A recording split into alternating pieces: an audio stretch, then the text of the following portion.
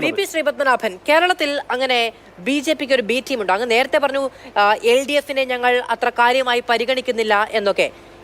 കേരളത്തിലെ സീറ്റുകൾ വേണ്ട, അല്ലെങ്കിൽ കേരളത്തിൽ നിന്ന് ഒരു സീറ്റ് വേണ്ടതില്ല എന്ന നിലപാടിൽ നിന്നാണോ? എനിക്ക് മനസ്സിലാകുന്നില്ല. കാരണം കേരളത്തിൽ നിങ്ങൾ കൃത്യമായി നിങ്ങളുടെ കേന്ദ്രമന്ത്രിമാരെ അടക്കം ഇവിടെ കൊണ്ടുവന്ന് മത്സരിപ്പിക്കുന്നു, വലിയ തോതിൽ പ്രധാനമന്ത്രി തന്നെ വന്ന് പ്രചാരണം നടത്തുന്നു, വലിയ ക്യാമ്പയിൻ നടത്തുന്നു. കേരളത്തിലെ മുൻ മുഖ്യമന്ത്രിമാരുടെ മക്കളെ നിങ്ങൾ നിങ്ങളുടെ ക്യാമ്പിലേക്ക് എത്തിക്കുന്നു. അതിലൊരാൾ സ്ഥാനാർത്ഥിയാണ്.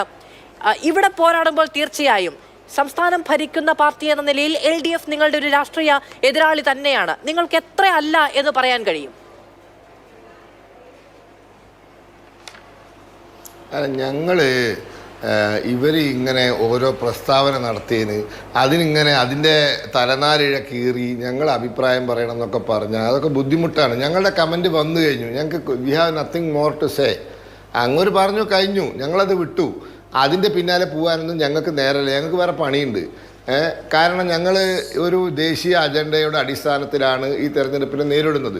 ആ ദേശീയ അജണ്ടയുടെ അടിസ്ഥാനത്തിൽ മുന്നോട്ട് പോകുമ്പോൾ ബി.ജെ.പിയിൽ ചർച്ചയ്ക്ക് അതിഥികൾ നൽകുന്ന ആളുകളോട് കൃത്യമായി കമ്മ്യൂണിക്കേറ്റ് ചെയ്തതിനു ശേഷമാണല്ലോ നമ്മളൊരു ചർച്ചയിലേക്ക് വരുന്നത്. അപ്പോൾ ഞങ്ങളുടെ സംസ്ഥാന അധ്യക്ഷൻ ഈ കാര്യം പറഞ്ഞിട്ടുണ്ട്, കൂടുതലൊന്നും പറയാനില്ല എന്നുള്ളതല്ലല്ലോ നമ്മളുടെ ഒരു ചർച്ചയിൽ സ്വീകരിക്കേണ്ട നിലപാട്. അങ്ങനെയല്ല, ആ പറഞ്ഞതിനപ്പുറം കൂടുതൽ പറയാൻ താല്പര്യമില്ല. പറഞ്ഞല്ലോ, ഞാനും നേരത്തെ പറഞ്ഞല്ലോ. എന്താണ് കെ സുരേന്ദ്രൻ പറഞ്ഞത് നന്ദിയുണ്ട്. കാരണം ഒരു സത്യം പറഞ്ഞതുകൊണ്ടാണ് നന്ദി പറഞ്ഞത്. ഞാനത് വേറെ രീതിയിൽ പറഞ്ഞു.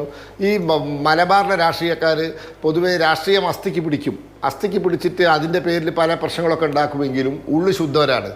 അപ്പോൾ അവര് മനസ്സിലുള്ളത് പുറത്തു വിളിച്ചു. അതാണ് നേരത്തെ അങ്ങനെ സത്യം പറഞ്ഞു പോയതാണ് അദ്ദേഹം. നിങ്ങളുടെ, അതായത് RSSഉം ഒരു വശത്തും CPM ഒരു വശത്തും നിന്നിട്ടുള്ള ഏറെ രാഷ്ട്രീയ സംഭവ വികാസങ്ങൾ, കൊലപാതകങ്ങളൊക്കെ നമ്മുടെ നാട്ടിൽ നടന്നിട്ടുണ്ട്.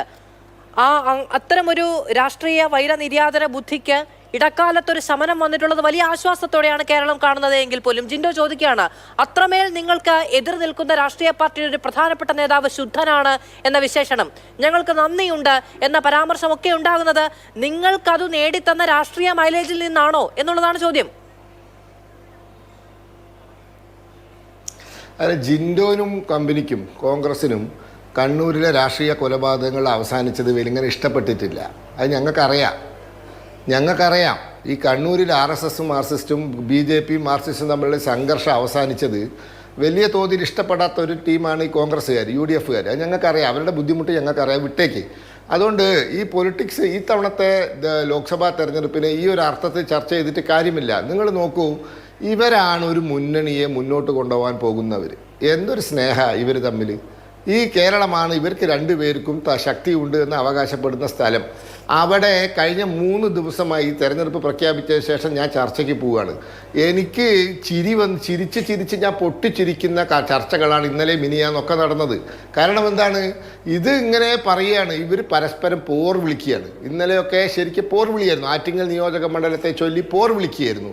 അപ്പോൾ ഇങ്ങനെ പരസ്പരം കണ്ടാൽ കടിച്ചു കീറുന്ന, ഒരു രാഷ്ട്രീയപരമായ ഒരു ഐക്യവുമില്ലാത്ത ഈ കൂട്ടരൊരു മുന്നണി ഉണ്ടാക്കിയാൽ, ഞാൻ ഇന്നലെ ഒരു കോമഡി പറഞ്ഞത് ആവർത്തിക്കുക. കേരളത്തിൽ ഒരു കോമഡി നടക്കുന്നുണ്ട്.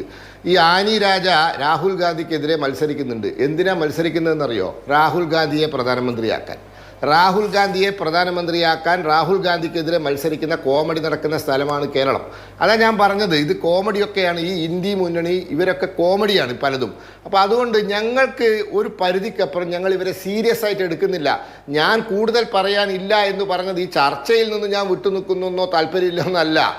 ഈ വിഷയം എന്തിന് ചർച്ച ചെയ്യുകയാണ്? ഇങ്ങനെ സീരിയസ് അല്ലാത്ത ഈ കൂട്ടരാണ് ഞങ്ങളെ തോൽപ്പിക്കാൻ നടക്കുന്നത്. ഇവർ കണ്ടാൽ കടിച്ചു കീറുന്ന ഈ കൂട്ടരാണോ ഇനി ഞങ്ങളെ തോൽപ്പിക്കാൻ പോകുന്നത്? ഞങ്ങൾക്ക് ചിരിയാണ് വരുന്നത്. കാരണം ഞങ്ങളെ സംബന്ധിച്ചിടത്തോളം ഞങ്ങൾക്കറിയാം, നരേന്ദ്രമോദി ഒന്നും ഈ 20 മണ്ഡലങ്ങളിൽ CPMഉം BJPയും കോൺഗ്രസും അവരവരുടെ ശക്തിക്കനുസരിച്ച് മണ്ഡലങ്ങൾ അങ്ങോട്ടും ഇങ്ങോട്ടും വെച്ച് മാറി നിങ്ങൾക്കെതിരെ മത്സരിച്ച് നിങ്ങൾക്ക് അത്രയും കൂടുതൽ സ്പേസ് ഇവിടെ ഉണ്ടാക്കി തരണമെന്നാണോ നിങ്ങൾ വിചാരിക്കുന്നത്? 10 മണ്ഡലങ്ങളിൽ ഞങ്ങൾ മത്സരിക്കാം, 20 മണ്ഡലങ്ങളിലും BJP ആവട്ടെ നമുക്കെതിരെന്ന് പറഞ്ഞുകൊണ്ട് നിങ്ങൾക്ക് ഇതുവരെ ഇല്ലാത്തൊരു സ്പേസ് ഉണ്ടാക്കി തരാൻ ഇവർ രണ്ടുപേരും കൈപിടിക്കണം എന്നാണോ നിങ്ങൾ പറയുന്നത്?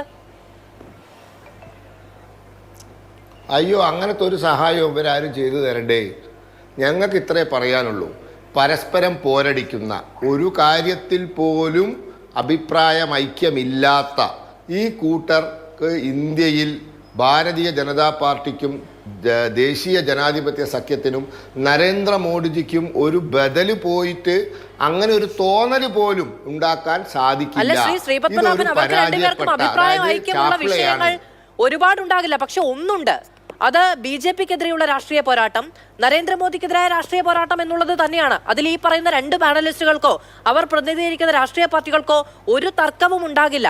അപ്പോൾ അഭിപ്രായ ഐക്യം എവിടെയാണ്, ആർക്കെതിരെയാണ് എന്ന കാര്യം BJP-ക്കും കേരളത്തിലെ നേതാക്കൾക്കും അറിയില്ല എങ്കിൽ അത് നിങ്ങൾ കേരള രാഷ്ട്രീയത്തെ നോക്കിക്കാണുന്നതിന്റെ ബുദ്ധിമുട്ട് കൊണ്ടാണ്. അല്ല, ഞാൻ പറയുന്നത് ഇത്രയേ ഉള്ളൂ. ഈ രണ്ട് കൂട്ടർക്കും ശക്തിയുള്ള ഒരു സംസ്ഥാനം കേരളമാണ്. അതിൽ തർക്കമില്ലല്ലോ. ഈ രണ്ട് കൂട്ടർക്കും ശക്തിയുള്ള ഒരു സംസ്ഥാനം കേരളമാണ്. അവിടെ ഇങ്ങനെയാണ് സ്ഥിതി. ഇനി മധ്യപ്രദേശിൽ കോൺഗ്രസിനെ സഹായിക്കാൻ CPM-നാവുമോ? ഗുജറാത്തിൽ കോൺഗ്രസിനെ സഹായിക്കാൻ CPM-നാവുമോ? അല്ലെങ്കിൽ രാജസ്ഥാനിൽ കോൺഗ്രസിനെ സഹായിക്കാൻ CPM-നാവുമോ? ഇതൊന്നും സംഭവിക്കാത്ത കാര്യമല്ലേ, സാധ്യമല്ലാത്ത കാര്യമല്ലേ. അപ്പോൾ അതാണ് എവിടെയെങ്കിലും ഇവർ തമ്മിൽ മത്സരിച്ച് ആര് ജയിച്ചാലും ആ വ്യക്തി, ആ വിജയിക്കുന്ന വ്യക്തി, അദ്ദേഹം പ്രതിദാനം ചെയ്യുന്ന രാഷ്ട്രീയം BJP-ക്കെതിരെയാണ്. അതുകൊണ്ട് ഇവിടെ ഒരു രാഷ്ട്രീയ നഷ്ടം, ഈ പറയുന്ന ഒരുമിച്ചുള്ള പ്രതിപക്ഷ ചേരിയുടെ രാഷ്ട്രീയ ലക്ഷ്യം, ഇതിനൊന്നും ഒരു തകർച്ചയും ഉണ്ടാകുന്നില്ല. ഇതിൽ ആര് ജയിച്ചാലും, ആര് പാർലമെന്റിൽ ജനങ്ങളെ പ്രതിനിധീകരിച്ചാലും അത് നിങ്ങൾക്കെതിരെയായിരിക്കും എന്നതിൽ തർക്കമില്ലല്ലോ. ആര് ജയിച്ചാലും പ്രതിപക്ഷത്തിരിക്കും. അബ്കി ബാർ 400 പാറാണ്. ഞങ്ങൾ 400 കടക്കും. അതുകൊണ്ട് ഇവരാര് ജയിച്ചാലും പ്രതിപക്ഷത്തിരിക്കും. ഞങ്ങൾക്ക് സ്വന്തം നിലയിൽ ഞങ്ങൾക്ക് വലിയ സംഖ്യ ഉണ്ടാവും. ദേശീയ ജനാധിപത്യ സഖ്യം 400 കടക്കും.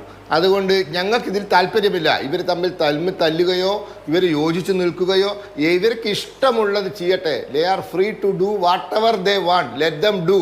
V are least bothered. കഴിഞ്ഞല്ലോ.